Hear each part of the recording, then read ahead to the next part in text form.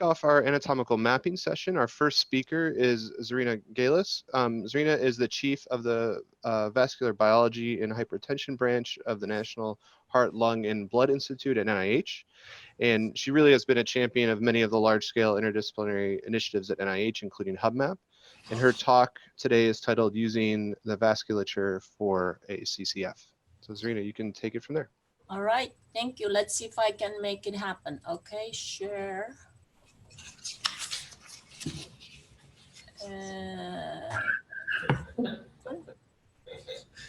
It's not any better. Okay, you can see it? Mm-hmm. Yes. Great. So I want to talk to you about how the vasculature may help us with the CCF. And I have to, as always, say that the NIH does not take any responsibility in whatever I tell you. So I think that the vasculature is already built in CCF. And this is actually to show you that I didn't go rogue. I actually proposed this idea from the beginning of the program. This was during the Common Fund proposal final audition that took place in December 2015 after another long process, where we said that raising the investigation of the human body from microscale to mesoscale to macroscale is not very different from trying to say, get yourself to the White House. I have to point out this was during the previous administration. So either by knowing the address or knowing the neighborhood, or if you are lucky, having a device such as this one that actually can take into account your location, where you are trying to get, how you get there, and if the road is clear. So at the point we proposed that we need a Google map of the human vasculature, and Dr. Collins actually challenged us to do this for the entire human body. So we are not going rogue here yet. So I tried to frame my presentation based on the previously identified desirable characteristic of such a common coordinate frame that were discussed during a meeting that we held before the official kickoff of the HubMap in December 2017, and to show you how the vascular system may fit some of these desirable characteristics. At Kathy's request, I will try to focus a little bit on kidney, but I want to say that I have a large collection for other organs. So this is a work in progress. I'm going to zoom through this, and I'm hoping to intrigue you or annoy you enough to where you actually will tell us how we can do better, and what else do I need to find out in order to put forward this proposal. So the desirable features were, one, this common coordinate frame will work across several scales from the cell level to body level. It will be applicable to all or most of the body tissues. I would add organs. Accounts for donor differences, size, shape, sex.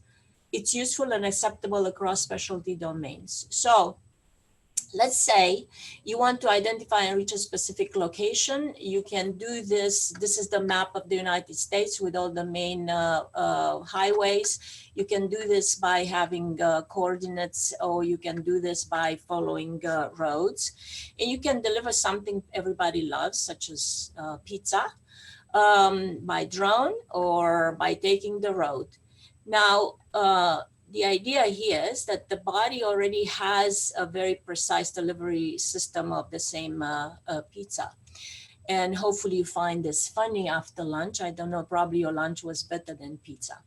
But anyway, the vascular system could be used as a roadmap for the body, because it's actually used, it's anatomically relevant. All the blood, the nutrients, the oxygen reach every single cell in the human body, wherever they are, in whatever tissue or organ.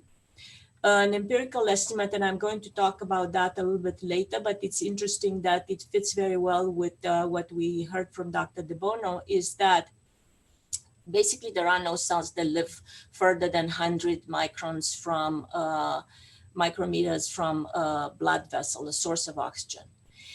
The other nice thing about the vasculature is that seamlessly tapers down from macro to micro level. The macro level, we have about 100 Ks for normal individual miles of blood and lymphatic vessels. And the smallest blood vessel is actually just one single cell size, and it's called a capillary. The vascular system is naturally adapted to individual body size and shape, and we can talk about that. And it's already used clinically to localize, access, target, diagnose, treat organs and tissues for a variety of diseases and different during procedures, surgeries, and so forth. So if you don't remember anything else, this is basically in a nutshell what I'm going to show you. So this is representation of various biological scales, and it's not by me, but as you can see, blood vessels were used here to actually demonstrate the variation from the smallest vessel to the largest vessel. For those of you who really like numbers, the aorta has a large diameter of 2.5 centimeters, while the capillaries have diameters around 10 microns.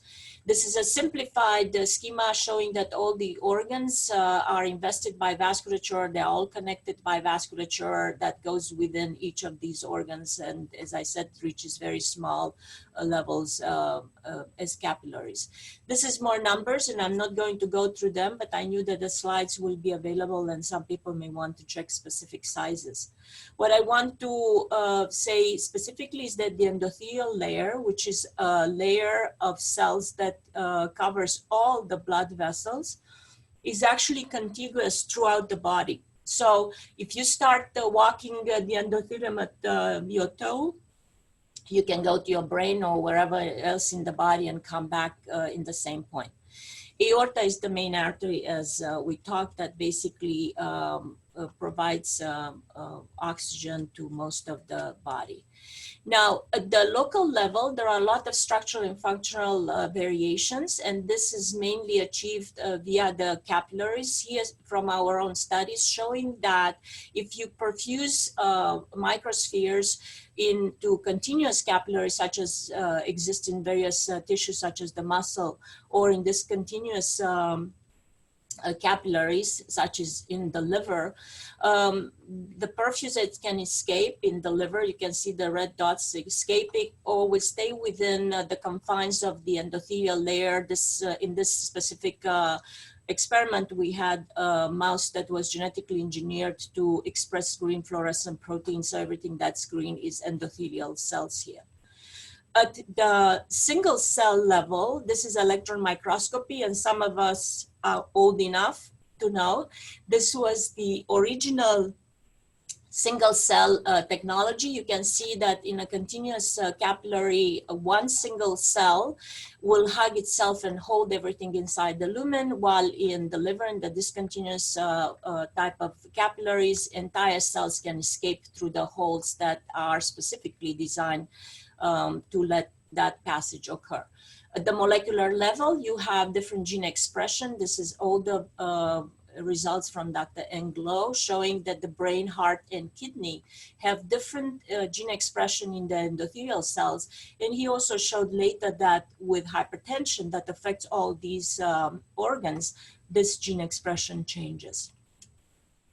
In the brain, one single endothelial cell is at the center of the neurovascular unit, which is the most important functional unit in the brain. And this was, again, in sync with what Dr. De Bono showed us just earlier.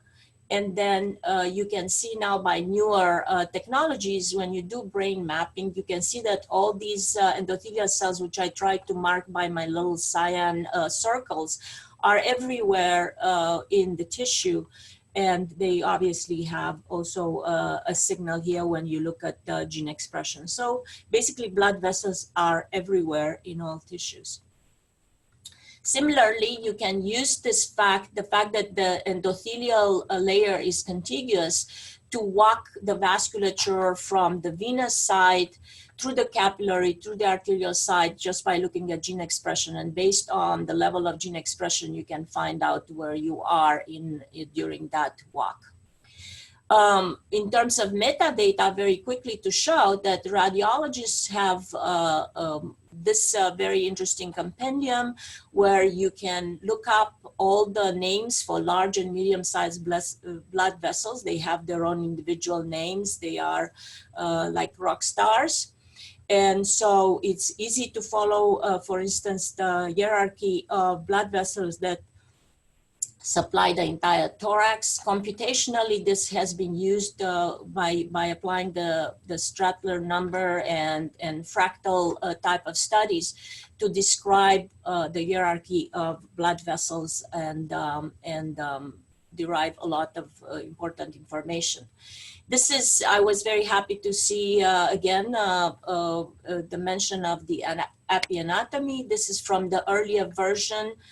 Dr. De Bono, Dr. Hunter were leaders in this field, showing that you can use blood vessels to connect various parts of tissues. This is kidney or the whole body, and it didn't bother me that the blood vessels were potentially crossing visually in this schema domains. If you just follow the dots, you can see that anything can be connected basically via blood vessels, so it makes sense.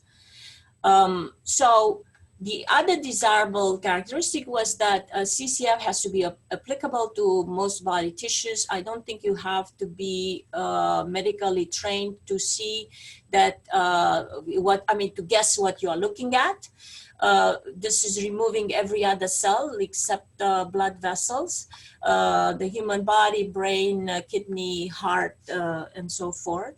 So basically the vasculature is framing every organ architecture across scale. So you can see from the largest organs, this is the aorta here, to the smallest capillaries everywhere. This is not surprising because actually organ patterning occurs around vessels. So during development, things develop around vessels. And this is very similar to what happens when you try to develop a residential subdivision. You can see that basically you start with roads and then you put things on them. And this is a little bit in response also to, I think Deb was asking a question about roads and placement. The other good thing about the vasculature, there's a vascular fingerprint that can be recognized for every tissue. Again, I put the various organs. Our favorite organs today is the kidney, the glomerulus. Again, it shows that there are different type of capillaries in the glomerulus compared to other places. And here also from our previous studies, I showed that a diseased vascular pattern is also recognizable. This is what happens in an atherosclerotic lesion where you have this aberrant growth of vessels, sort of like in a tumor. So the patterns are recognizable. We use this in my old life in academia to actually fingerprint the native and angiogenic microvascular networks and to show how gene expression or playing with gene expression, knocking out genes will mess up the vascular pattern.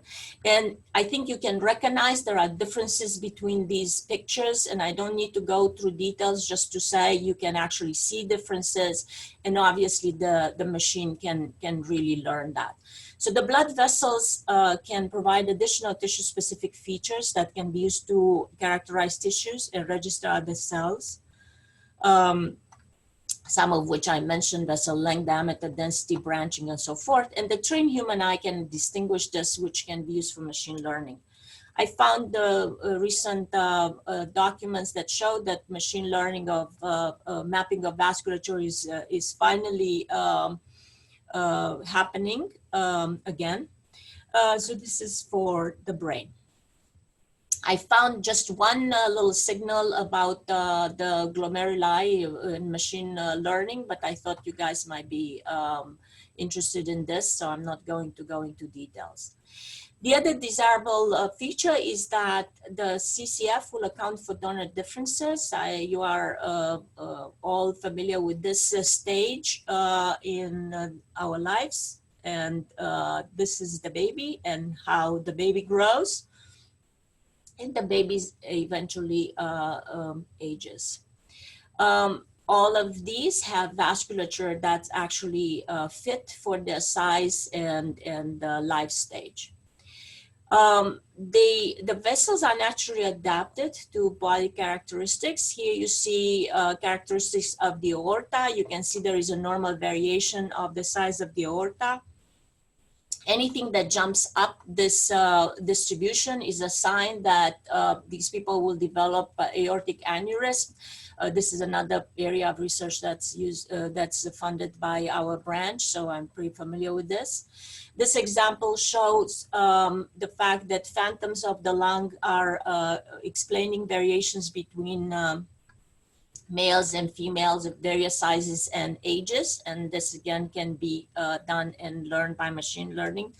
And I think we will hear more during the next discussion, the CCF discussion that's organized by Raul, who is now in touch with somebody who is looking at a large cohort of lung. So we actually need to know the patient characteristics, age, sex, body size to best characterize the normal individual variation. So I think this is an important information that needs to come with the samples. I heard a lot about individual variation and how much should we be worried about them. So I thought I'd put this. I was kind of interested by the fact that in 1935, people were already proposing to use eye prints in order to identify criminals who otherwise might change their fingerprints, but they cannot change eye prints. So obviously the vasculature is a very individualized structure. On the other hand, you cannot get completely lost in these variations. This is a much newer interpretation of the vasculature of the eye. And you can, on one hand, distinguish individuals. On the other hand, you can distinguish the variations that are associated with diseases. So my proposal is that individual structural variation that have no tissue level or clinical phenotype, they represent just normal adaptations. And so I don't think they will significantly impact mapping of tissue, including vasculature. But again, we need to know more about the donor and the sample. Yet, as I said, functional deviation from normal will be diagnostic. And I assume that as we find tissues that are jumping out of the normal range, we will know that something is beginning to happen. And we may know before clinical changes, which I'm very excited about because I think we will all like to know before it's too late. And that also deserves a note that I think we will need to get the pathological assessment of all the samples that we are looking at to make sure that the pathologist believes that this looks normal. And I'm reminding you that trained eye can tell what variations seem to be normal and abnormal. That's how we all get results from biopsies and others. And we will also need other information from the clinical records. This is for the useful, acceptable across specialty domains. And just to say again that the surgeons are always planning their surgery based on vasculature. A pathologist and others can tell whether there is disease based on vascular patterns. So they are widely used medically. And I already talked a little bit about the computational realm. So we can think about other domains that need to be acceptable of this idea. I want to say a little bit something about watersheds and vascular territories. This is a satellite picture of Delta at night. Interestingly enough, there is civilization shown here by a light in areas where there is water. This is the watershed of Washington, D.C. You know, there is a lot of life around this. And this is newer technologies that allow mapping of these superficial vessels in a very delicate baby hand, as you can see, non-invasively. So it's worth to know that every cell in the human body lives within the watershed of an artery. Many of these arteries have their own names, as we discussed, which are familiar to medical professionals. And the concept is already known and used clinically. This is the concept of vascular territories. Again, compared to the US maps and the main roads.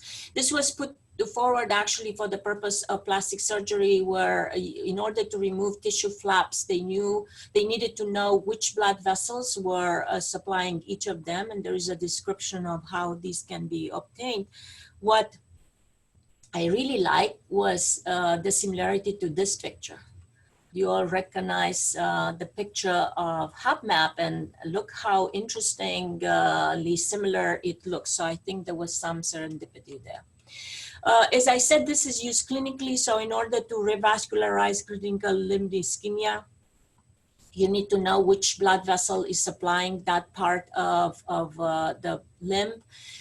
This is a depiction of how this is used for liver.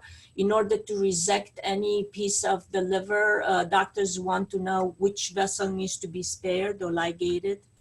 And so the concept of vascular sheds is very well known. So now looking specifically at the kidney, we go across scale. You've seen some of these pictures again. I don't need to talk about that anymore. This is just to show you a little bit of a higher view. This is obviously an artistic rendition of what we've seen. This is histology that comes from our friends at the Protein Atlas. This is the staining for endothelial cells in the glomerulus. This is a blow up of this box that you can see here. And here I put a bar that represents 100 microns, and I'll come back to that. This is to show again that vascular patterns in the kidney are used to look at diagnostics. So as you can see, the brown staining varies based on what disease the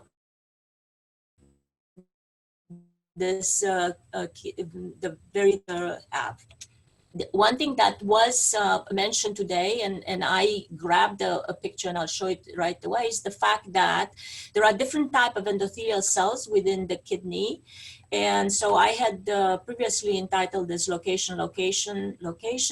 So meaning that different cells associate with different endothelial cells. And nicely today we saw from Sanjay that they found different types of cells in their kidney, and this is obviously in sync with what is known about the kidney, and that's a very good thing.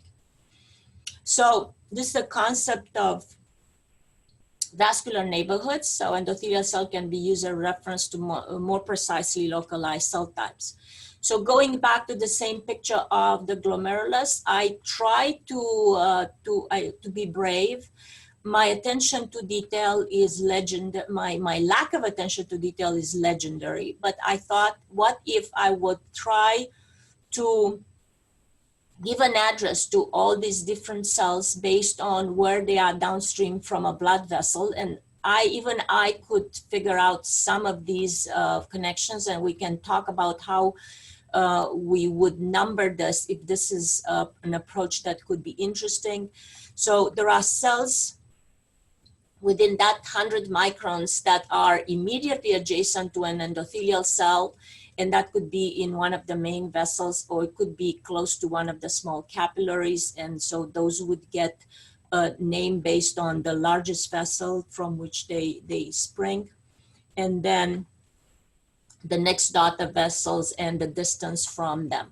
So this is truly just an exercise that I didn't take very seriously. So please do not hold me if I put one or two in the wrong place. It can be done. So these are the different levels of the vessels. So it could look like this: addresses in the kidney, and we could say where various single cells are. So the important points here are that we can leverage existing knowledge of organ architecture. Many organs have recognizable organizational pattern, including vasculature. We need to verify the tissue is normal. We need to visually document histology of sample, potentially including fiduciary markers, histology, and so forth. We have to establish and use conventions regarding numbering and coding the closest vascular structure. Now, this is coming back to the utility of potentially having a tissue stick instead of a yardstick, let's say, of 100 microns, and this is kidney and this is colon. And what it shows is that, again, there's no cell that is further than 100 microns from a blood vessel. And this is, again, very similar to what Dr. De Bono showed in that cylinder that was about 100 microns. Now, this is interesting because it shows that the oxygen profile varies from maximum to 0 within this 100 microns, which is consistent with the fact that cells cannot live further than 100 microns.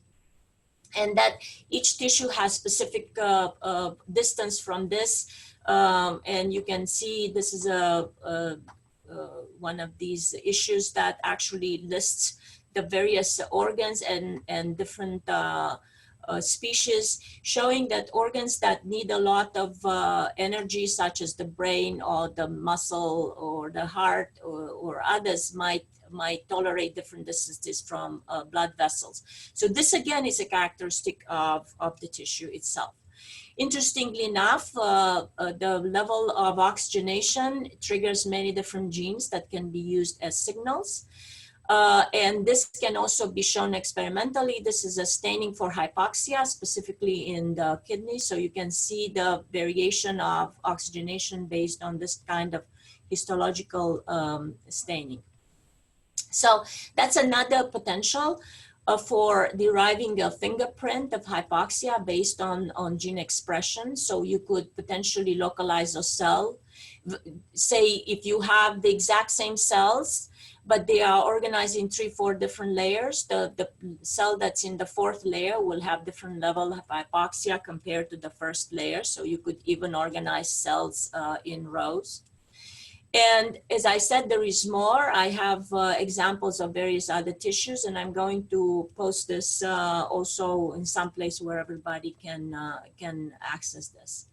So important, again, the vasculature is used by the body, provides body-wide integration, provides smooth transition across scales. You can start from one single cell, a capillary, and go all the way to the largest vessel, so the whole body. It does frame the whole body and every organ. And there is a large amount of previous knowledge about vasculature that's already used clinically. Potential strategy, well, we could build a roadmap, and I told you a lot about the roadmaps by following specific roads and the hierarchy from large highways to small alleys and back alleys in capillaries. Or we could also develop a GPS approach that is based actually on neighborhoods and identifying gene expression, endothelial cell types, and the cells that are close to them, and building it from there. These two approaches are not exclusive. They actually, I think, they are complementary, and I think by using both of them, we can get much more precise. I think we are getting there. Some of you may be old enough to remember this movie. And this was 1966 Fantastic Voyage, when they were taking the blood vessels to reach an organ that was affected in order to save a scientist. This is the Nobel Prize in Chemistry 50 years later, showing that now we have small machines that could potentially, molecular size machine that could potentially travel within the body and so forth. So maybe this was seemed pretty fantastic then, not so fantastic now. So I think we are getting there. I really welcome your questions, and I'm happy to provide more details.